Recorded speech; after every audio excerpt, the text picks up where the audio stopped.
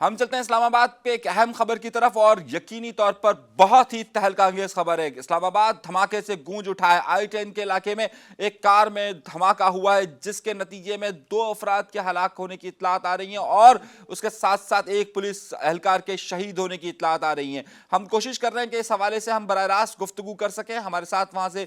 معروف صحافی بلال ڈار صاحب موجود ہوں گے، ان سے بات چیت کریں گے کہ اس وقت اسلام آباد میں ہمارے ساتھ جو ہے وہ اس وقت وہاں سے بلال ڈار صاحب موجود ہوں گے۔ میری آواز آ رہی ہے؟ جی بالکل، مجھے آپ کی آواز آ رہی ہے۔ بلال صاحب، کیا ہوا ہے اسلام آباد کے اندر ہونے والا یہ دھماکہ؟ جی، یہ کچھ ایسا معاملہ ہوا ہے کہ آج ایگل اسکواڈ کی جو فورس ہے، پولیس ہے، جو عموماً گشت بھی ہوتی ہے اور چیکنگ کر رہی ہوتی ہے کہ کوئی لا اینڈ آرڈر سچویشن نہ ہو، کوئی جرائم پیشہ افراد کو سرچ کر رہی ہوتی ہے، وہ اچانک اپنی روٹین کی چیکنگ پر تھے کہ اسی دوران ایک ٹیکسی کو جو انہوں نے مشتبہ جانتے ہوئے روکنے کی کوشش کی، اس کو اشارہ کیا، لیکن وہ ٹیکسی نہیں رکی۔ اس ٹیکسی کے اندر کوئی 3 سوار تھے، اور اس ٹیکسی کا جب وہ نہیں رکی تو اس کے پیچھے ایگل اسکواڈ کی جوانوں نے اس کا پیچھا کیا۔ 3 ایگل اسکواڈ کے جوان تھے، انہوں نے پیچھا کر کے آگے جا کے اس کو ٹیکسی کو روکا۔ جو ہی ٹیکسی کو روکا اور دروازہ کھولا تو اس میں جو موجود افراد تھے، ان میں سے ایک نے، جو اطلاعات ہیں مبینہ طور پر، کہ اس نے اپنے آپ کو بلاسٹ کر لیا، جس کے نتیجے میں تینوں جو کار میں سوار افراد تھے ان کی تو وہ تو مرے، وہ کی جان چلی گئی، لیکن جو 3 پولیس اہلکار تھے ان میں سے ایک پولیس اہلکار کی شہادت کی اطلاعات ہیں اور 2 زخمی ہوئے ہیں۔ اس میں جو اب اگر آپ سچویشن کو تھوڑا سا جائزہ لے لیں کہ یہ معاملہ اب کس طرح سے ہے اور کیوں ہو رہا ہے، کس طرح سے جا رہا ہے، تو پہلے ہمیں تھوڑا سے اعداد و شمار دیکھنے پڑیں گے کہ پاکستان میں دہشت گردی کے حوالے سے کیا اعداد و شمار ہمارے پاس دستیاب ہیں۔ تو اس وقت سچویشن جو ہمارے پاس موجود ہے کہ KPK کے اندر 16 دسمبر تک، یعنی کہ 2022 تک، پورے 2022 میں 16 دسمبر تک کل 127 حملے ہوئے ہیں، جن میں 224 افراد کی جانیں گئی ہیں اور 231 افراد زخمی ہوئے ہیں۔ اسی سال اسی عرصے کے دوران بلوچستان میں 72 حملے ہوئے ہیں اور سندھ میں 8 حملے ہوئے ہیں۔ ٹوٹل پاکستان کے اندر جو اس رواں سال کے اندر 247 حملے ہوئے ہیں، اور ان میں جو خود کش حملوں کی تعداد ہے وہ ٹوٹل پورے پاکستان میں 11 ہیں، جن میں کراچی میں 1، پشاور میں 1، اور سدھی میں 1، کوئٹہ میں 1، اور ایک حملہ یہاں پہ ہوا ہے خود کش حملہ، اور 11 میں سے جو باقی کے خود کش حملے ہیں وہ KP کے اندر ہوئی ہیں۔ تو یہ جو اعداد و شمار ہیں یہ ہمیں یہ بتاتے ہیں کہ گزشتہ سال کے نسبت جو دہشت گردی کے واقعات ہیں پاکستان میں، ان میں اضافہ ہو رہا ہے،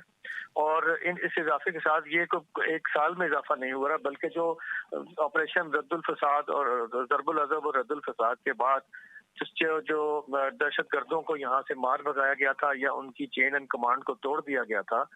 وہ بحال ہوتی ہوئی دکھائی دے رہی ہے، جو کہ بہت خطرناک سچویشن دکھائی دے رہی ہے۔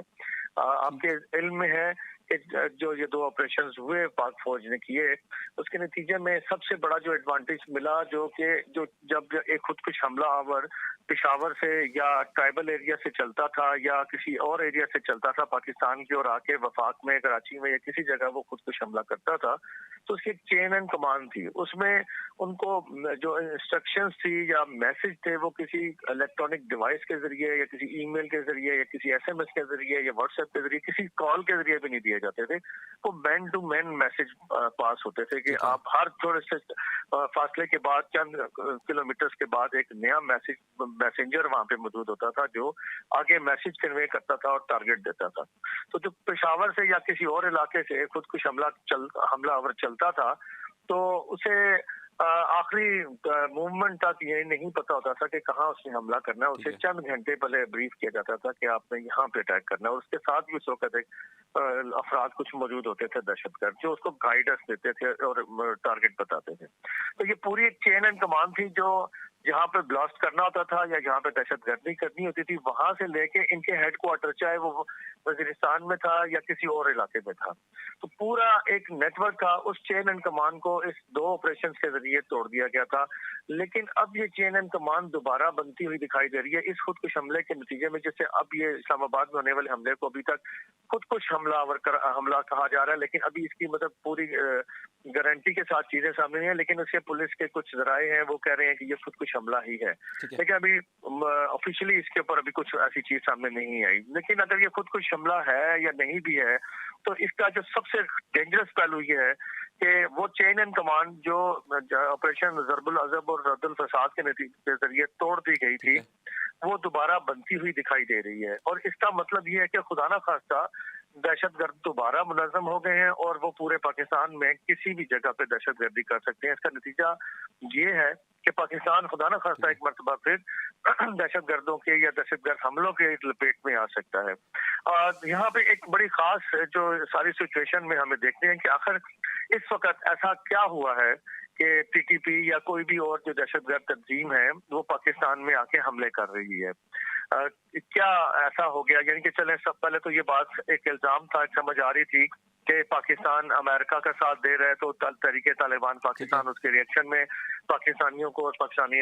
फोर्सेस को निशाना बना रही थी। लेकिन अब भी तो अफगानिस्तान के अंदर से अमेरिका और इत्तेहादी फौजें वापस जा चुकी हैं, अब तो वो सारी गेम भी खत्म हो चुकी है, तो फिर ये हमले क्यों हो रहे हैं? तो इसका एक सिंपल सा ये बड़ा अहम मेरी सवाल नजर में जो जवाब है, ये बड़ा अहम सवाल आपने मेरी नजर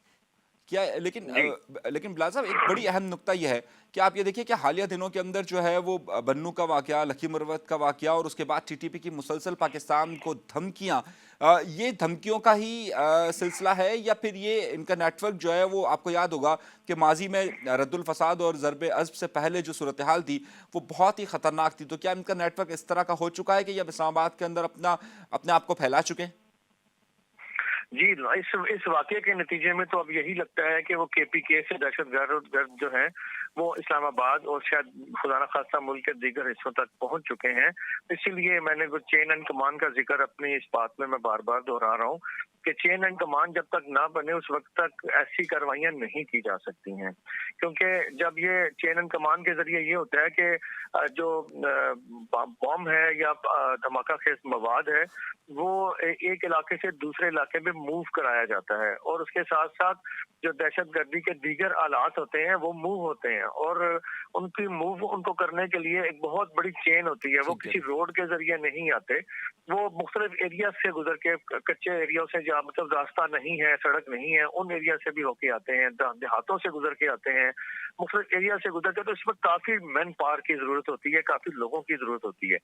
तो अगर वो दहशतगर्दों ने अब इस्लामाबाद का रुख एक मरतबा फिर किया है, तो इससे तो बज़ाहिर यही नजर लगता है कि वो चेन एंड कमांड दोबारा बनी और ये खतरनाक है। तो अभी मैंने जो बात अभी कही थी और आपने सवाल में दोहराई है कि अभी क्यों, तो मामला ये है कि अगर हम इस चीज को इस तरह से देखें कि पाकिस्तान के अंदर इस वक्त शदीद तरीन माली और सियासी बुरहान आया हुआ है। खुदा ना खास्ता हम डिफॉल्ट कर सकते हैं, हम डिफॉल्ट के बिल्कुल किनारे पे खड़े हैं, और किसी भी तरीके से हमारे हुकूमत और इदारे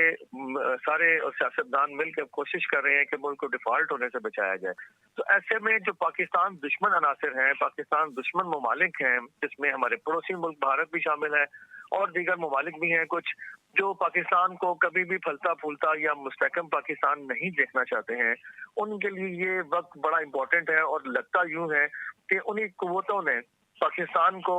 सियासी और माशी बहरान का भरपूर फायदा उठाते हुए एक मरतबा फिर ये दहशतगर्दी का सिलसिला शुरू करवाया है, ताकि इसके नतीजे में पाकिस्तान में किसी भी किस्म की इन्वेस्टमेंट ना आए, पाकिस्तान में किसी भी किस्म की कोई माली इमदाद ना पहुंच सके, और पाकिस्तान का जो बिजनेस बचा कुचा रह गया है वो भी तबाह हो जाए। तो उसके नतीजे में इसके नतीजे खुदा ना खास्ता फिर बहुत ही संगीन निकल सकते हैं। तो यहाँ ये एक सवालिया निशान भी है कि हमने जो ये दो बड़े ऑपरेशंस किए थे उसके नतीजे में यकीनन बहुत सारे पाकिस्तान फौज के और पैरामिलिट्री फोर्सेस के, लॉ एंड ऑर्डर एजेंसीज के लोगों ने और सिविलियन से बहुत बड़ी तादाद में अपनी जानें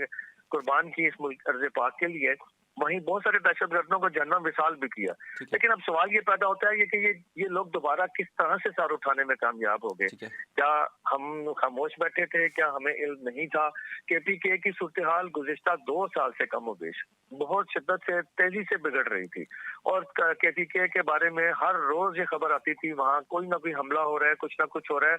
और जो नॉर्थ वजीरिस्तान है और दूसरे जो एरियाज हैं उनके अंदर दहशतगर्दों की टीटीपी की दोबारा गैदरिंग की इतलात थी, और बाज इलाकों के अंदर तो उन्होंने दोबारा अपना बाकायदा होल्ड कर लिया था कि वहां पे یہ رپورٹس بھی آئیں کہ ان ایریاز کے اندر بعض جگہوں پہ تو جو فوج ہے یا سویلینز ہیں ان کو بھی جانے کی اجازت نہیں تھی بغیر کسی آؤٹ سائڈر کو بھی, اور وہاں پہ پولیس کا تو سوال ہی نہیں پیدا ہوتا. تو میرا خیال ہے کہ اسی وقت یہ دوبارہ آپریشن شروع کر لینا چاہیے تھا, وہ نہیں کیا گیا. اب جو سچویشن ہے اس وقت پورے ملک کے اندر وہ بڑی ڈینجرس ہے. اگر آپ خالی بلوچستان کی صورتحال دیکھ لیں تو بلوچستان کے اندر بھی صورتحال بہت اس حوالے سے خراب ہوئی ہے, اور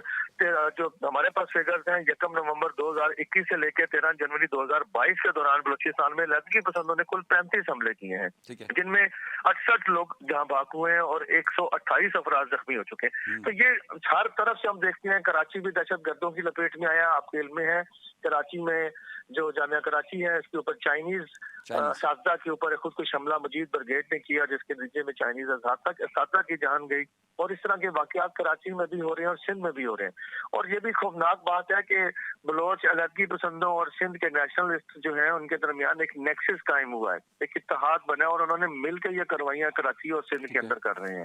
اسی طرح کی صورتحال جو ہے وہ بلوچستان اور KPK کے اندر بھی یہ اطلاعات تھی کہ علیحدگی بلوچ علیحدگی پسند جو کالعدم علیحدگی پسند تنظیمیں ہیں اور TTP پاکستان ہے, اور اسی طرح لشکر جنگوی جو ہے کالعدم, اور ان جماعتوں کے درمیان بھی ایک نیکسس بننے کی اطلاعات تھی کہ یہ مل کے اب دہشت گردی کی کاروائیاں کریں گے. تو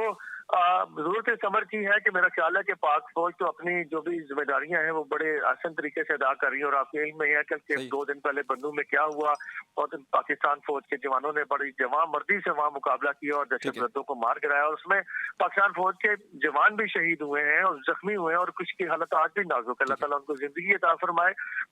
لیکن اب مسئلہ یہ ہے کہ پاک فوج تو اپنے محاذ پہ لڑ رہی ہے, لیکن اگر ہمارے ملک میں سیاسی عدم استحکام ختم نہ ہوا تو خدا نہ خواستہ یہ دہشت گردی کو کنٹرول کرنا کسی بھی صورت ممکن نہیں ہوگا. اور اگر یہ عدم استحکام جاری رہا, اگر یہ سیاسی عدم استحکام جاری رہا تو پاکستان خدا نہ خواستہ پورا پاکستان اس دہشت گردی کی لپیٹ میں آ سکتا ہے. اس لیے میرا خیال ہے کہ اس وقت سیاسی جماعتوں کی قائدین کو بڑی ذمہ داری کا ثبوت دینا چاہیے, اور اپنے سیاسی اختلافات بھلا کے بالاطاق رکھ کے انہیں ایک ٹیبل پہ بیٹھ جانا چاہیے, اور بیٹھ کے یہ ڈیسائیڈ کرنا چاہیے, دیکھنا چاہیے, غور کرنا چاہیے کہ ایک طرف قوم مالی بدحالی کا شدید شدت سے وہ شکار ہو رہی ہے, دوسری جانب اب دہشت گردی کی لپیٹ میں آ رہی ہے. تو اگر اس موقع پہ بھی اچھا بلال صاحب, آخر بات میں اس میں حوالے سے پوچھوں گا کہ ظاہر ہے یہ لوگ پورے اکوپ تھے جہاں پر یہ خودکش حملہ ہوا. کچھ پولیس نے بتایا ہے کہ ان کی ڈائریکشن کیا تھی, کیونکہ جمعہ کا وقت بہت قریب تھا اور عموماً جو ہے وہ دیکھا گیا ہے کہ جمعہ کی نماز کے وقت جو ہے وہ اس طرح کے بڑے حملے ہوتے ہیں. تو کچھ معلوم ہو سکا ہے کہ یہ ٹارگٹ کیا تھا ان کا, اور یہ کس طرف جا رہے تھے, اور کہاں پر انہیں ان کا کچھ ڈائریکشنز کا علم ہو رہا ہے کہ کہاں سے ہوا یہ, کس طرف جانا تھا؟ جی ابھی تک تو کوئی ایسی آفیشیل اسٹیٹمنٹ سامنے نہیں آئی ہے, اور نہ ہی کوئی وارننگ جاری کی گئی تھی کسی انٹیلیجنس کی طرف سے کہ اسلام آباد میں کسی قسم کے خودکش حملے کی کوئی اطلاع تھی, نہ کیسے ایسی کوئی چیز تھی, نہ وارننگ تھی. لیکن یہ اللہ تعالیٰ کی مہربانی ہوئی کہ یہ جو ایگل اسکواڈ کے جوان تھے, پولیس اہلکار جن کو جو شہید ہوئے ہیں, اور جن کو عموماً میں یہ کہوں گا کہ پولیس والوں کو وہ ریوارڈ یا وہ اس طرح کی نہیں ملتی پذیرائی, یا ان کی قربانیوں کو اسی طرح سے ہم لوگ نہیں اس طرح سے سراہتے یا اجاگر کرتے. لیکن ان جوانوں نے جو کہ روٹین کے گشت کے اوپر تھے, کوئی اطلاع نہیں تھی, لیکن یہ یقینی بات ہے کہ یہ دہشت گرد کوئی آج بڑا ٹارگٹ خدا نہ خواستہ اسلام آباد میں اچیو کرنے جا رہے تھے, اور آج اللہ تعالیٰ نے مہربانی کی کہ پولیس کے جوانوں نے اپنی جانیں دے کے یہ زخمی اپنی جانوں کی پرواہ نہ کرتے ان کو روکا, اور روکنے کے نتیجے میں یہ دہشت گرد تو مارے گئے, لیکن اسلام آباد آج بہت بڑی تباہی سے بچ گیا. اللہ تعالیٰ نے اس کو بچایا, اور یہ اس میں پولیس کو کریڈٹ جاتا ہے. میں سمجھتا ہوں کہ پولیس کے جوانوں کو بڑے اچھے طریقے سے قوم کو خراج تحسین پیش کرنا چاہیے, اور ان شہداء کے لیے حکومت کو بہت بڑے انعام بھی اناؤنس کرنے چاہیے اور ورثہ کے لیے. اور لیکن کوئی ٹارگٹ ابھی تک ان کا واضح نہیں ہوا, لیکن یقینی بات ہے کہ اتنی بڑی کارروائی وہ کرنے آئے تھے, تو آج ان کا کوئی خدا نہ خواستہ بہت بڑا ٹارگٹ ہو سکتا تھا, چاہے وہ سویلین ہوتا یا کوئی بھی ہوتا. تو اللہ تعالیٰ نے ہمیں آج اسلام آباد میں ایک بہت بڑی تباہی سے بچایا ہے, میں سمجھتا ہوں. اور credit goes to Eagle Squad اور ان جوانوں کو کہ جنہوں نے آج اپنی جانیں دے کے اور اپنے آپ کو اپنی جانوں کی پرواہ نہ کرتے ہوئے دہشت گردوں کو روکا, اور ان کا مقابلہ کیا, اور اس میں یقین کی جانیں بھی گئی ہیں, لیکن بہت سارے لوگ بچ گئے ہیں. تو منصوری صاحب, ضرورت اس چیز کی ہے کہ میں اس بات کو بار بار دہرا رہا ہوں کہ ضرورت اس بات کی ہے کہ ہمیں یہ سوچنا ہوگا ہمارے سیاسی قائدین کو कोई भी जमातें हैं, हमारा किसी जमात से कोई ताल्लुक नहीं है, चाहे वो हुकूमत की है चाहे अपोजिशन की है। इन सियासी कायदीन को अब सोचना होगा, सोचना चाहिए कि खुदा के लिए अपनी सियासत को दो थोड़ी देर के लिए तर्क कर दें। ये मुल्क बचा तो सियासत भी होती रहेगी। अपने इख्तिलाफात को छोड़ दें, अपनी जाती रंजिशों को छोड़ दें, इस मुल्क के अवाम के बारे में सोचें। एक तरफ डिफॉल्ट होने का खतरा है, या फिर डिफॉल्ट खुदा ना खास्ता हम हो गए तो फिर क्या होगा, नहीं भी होते तो हमारी माली पोजीशन बहुत खराब है और इसका खमियाजा पाकिस्तान की अवाम बहुत बुरे तरीके से भुगत रही है। और ऊपर से दहशत गर्दी का एक सिलसिला फिर से शुरू हो गया। अगर खुदा ना खास्ता लपेट में आया तो इस मुल्क के अंदर बहुत बड़ी तबाही हो सकती है। तो ये दहशत गर्दी से निपटने के लिए, से निपटने के लिए सियासतदानों को मुतहद होकर बैठना पड़ेगा, वरना हल नहीं निकलेंगे। जी बिलाल साहब, मैं मजीद आपसे गुफ्तगू करता, लेकिन वक्त की किल्लत है मेरे सामने। बहुत शुक्रिया, मैं वक्तन वक्तन आपको जहमत देते रहेंगे हम। बहुत शुक्रिया। बहुत शुक्रिया। नाज़रीन, बिलाल डार साहब हमारे साथ इस वक्त मौजूद थे और आपने उनकी गुफ्तगू सुनी इस्लामाबाद से बराह रास्त। वो हमें बहुत ही अहम, बहुत ही सीनियर सहाफ़ी हैं, हमें इस वक्त इत्तलात दे रहे थे कि कुल कितने पाकिस्तान के अंदर गुज़िश्ता एक साल के अंदर धमाके हो चुके हैं। और इस वक्त जो खुदकुश हमला हुआ है, इनका टारगेट यकीनी तौर पर बहुत बड़ा था। आज जुमे का दिन था और वो किसी ख़ास मकसद के लिए आए थे, लेकिन वो उनका मकसद जो है वो अधूरा रह गया। यहाँ तक आपने इनकी तफसीलात सुनिए। मजीद इस हवाले से हम आपको वक्तन फ़क्तन अपडेट करते रहेंगे कि इस वक्त क्या सूरत हाल है इस पर और इसमें मजीद क्या खबरें आ रही हैं कि इसका टारगेट क्या है।